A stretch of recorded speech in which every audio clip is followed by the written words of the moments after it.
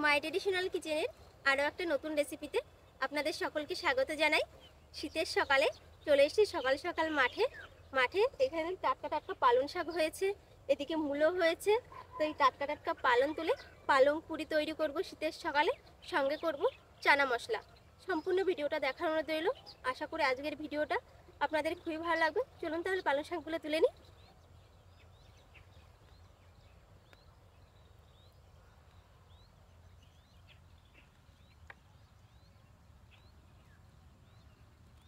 এই দেখুন, একদম তাজা তাজা পালং শাক।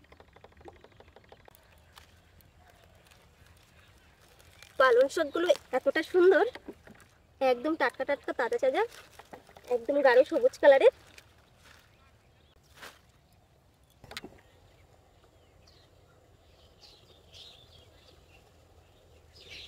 এই দেখুন, পালং শাকগুলো তোলা হয়ে গেছে। এখন বাড়ির দিকে চলে যাব।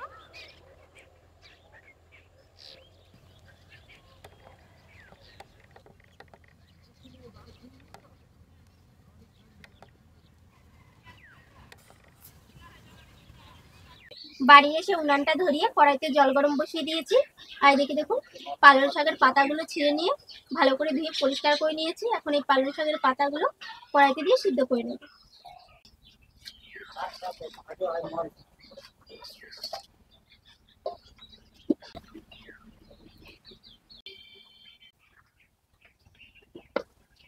পালং শাকগুলো যে সিদ্ধ হয়ে গেছে, এখন তুলে নেব। চানা মশলা করার জন্য কাবলি ছোলাটাকে জলে সারা রাত ভিজিয়ে রেখেছিলাম। এখন জল ঝরিয়ে নিয়েছি। কাবলি ছোলাগুলোকে এখন জলে দিয়ে সিদ্ধ করে নেব। সুন্দর একটা কালার আনার জন্য দিয়ে দিচ্ছি একটু হলুদ গুঁড়ো।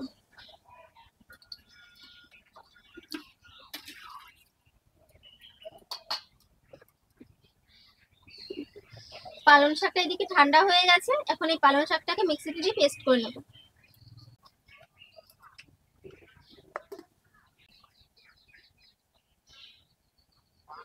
পালং পুরি তৈরি করার জন্য এখন ময়দাটাকে মেখে নেব। ময়দার ভিতরে দিয়ে দিচ্ছি স্বাদ মতো লবণ, পালং শাকের পেস্টটা দিয়ে দিচ্ছি,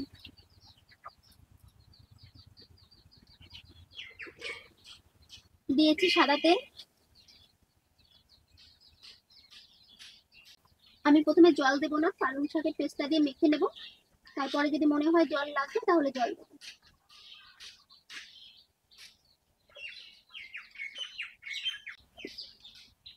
ভালো করে যে মেখে নিয়েছি, দেখুন জল ছাড়াই পালং শাকের পেস্টটা দিয়ে ভালো সুন্দর করে মাখা হয়ে গেছে। একটু তেল লাগিয়ে দিতে রেখে দেবো।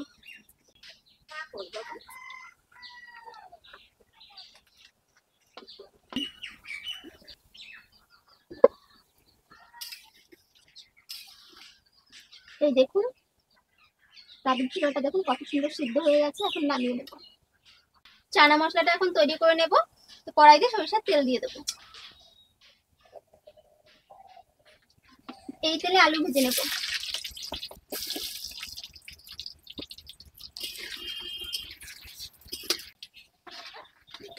আলুগুলো যে ভেজে নিয়েছে এখন তুলে নেব।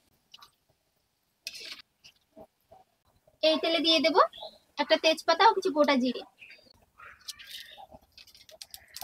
এখন দিয়ে দিচ্ছি পেঁয়াজ কুচি। পেঁয়াজটাকে এখন লাল লাল করে ভেজে নেব। পেঁয়াজটাকে যে ভেজে নিয়েছি, এখন এর ভিতরে দিয়ে দেব আদা বাটা, রসুন বাটা, শুকনো লঙ্কা বাটা ও জিরে বাটা।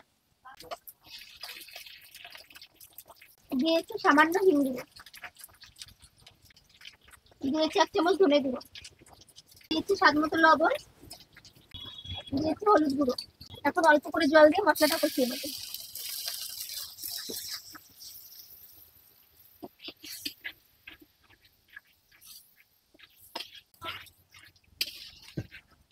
মশলাটাকে দেখুন সুন্দর করে কষিয়ে নিয়েছি।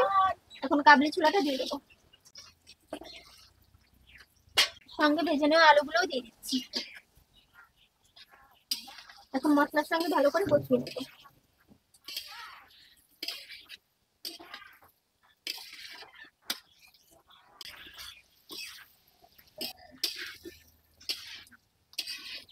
ভালো করে কষিয়ে নিয়েছি, এখন জল দিয়ে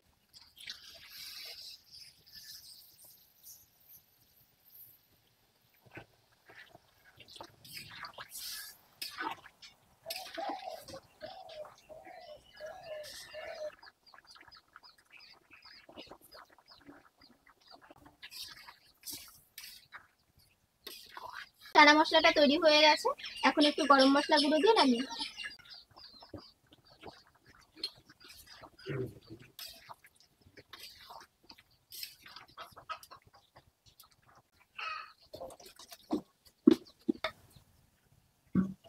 চানা মশলাটা তৈরি হয়ে গেছে, এখন পালন পুরিটা তৈরি করে নেব।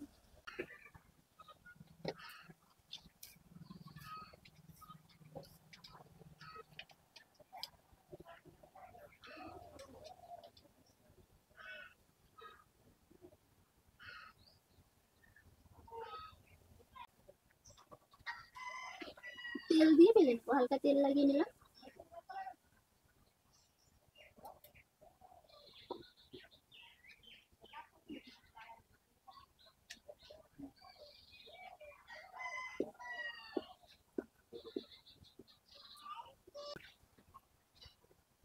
আমি কিছু বেলে নেব, তারপরে ভাজবো।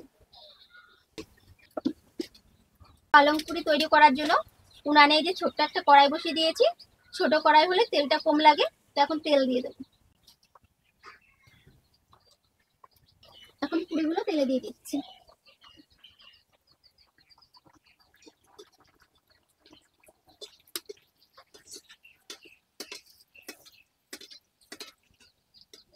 এই দেখুন কতটা সুন্দর ফুলে উঠেছে, একদম ফুলকো ফুলকো পুরি।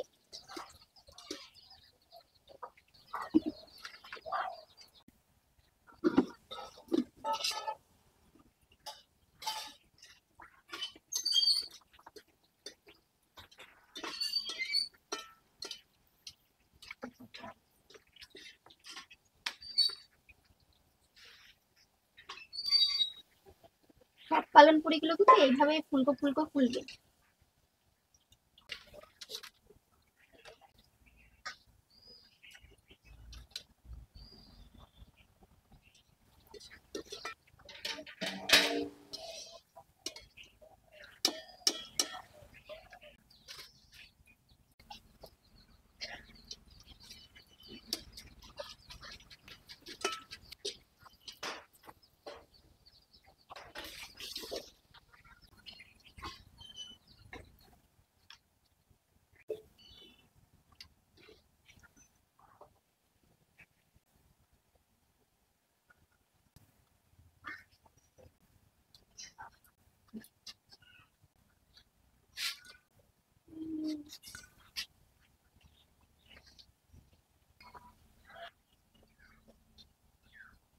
এই দেখুন ভিতরটা কতটা সুন্দর।